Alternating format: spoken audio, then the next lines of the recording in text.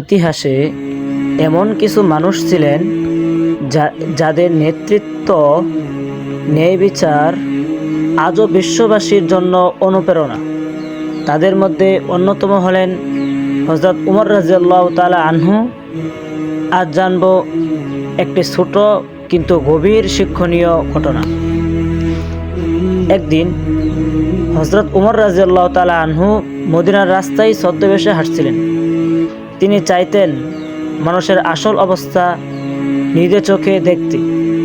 হঠাৎ এক গরিব লোককে কাঁদতে দেখে থেমে যান। তিনি বলেন, হে আল্লাহর বান্দা, তুমি কাঁদছো কেন? লোকটি জবাব দেয়, আমার জমি আমার প্রভাবশালী প্রতিবেশী দখল করেছে। বিচার চাইতে গেলে কেউ শুনে না।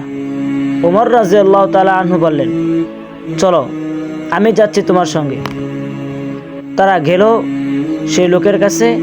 উমর রাদিয়াল্লাহু তাআলা আনহু বললেন, তুমি শুধু এই গরিব মানুষের জমি নয়, উমরের খেলাফতের ন্যায় বিচারের বিরুদ্ধে দাঁড়িয়েছ।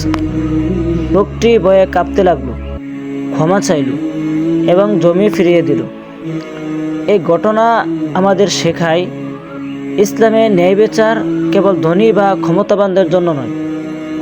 ইসলামের চোখে সবাই সমান। একজন মুসলিম নেতার আসল পরিচয় সে কিভাবে গরিব নিপীড়িত মানুষের পাশে দাঁড়ায়। আপনাদের যদি ভিডিওটি ভালো লেগে থাকে তাহলে লাইক, শেয়ার ও আমাদের ইউটিউব চ্যানেলটি সাবস্ক্রাইব করতে ভুলবেন না। ধন্যবাদ।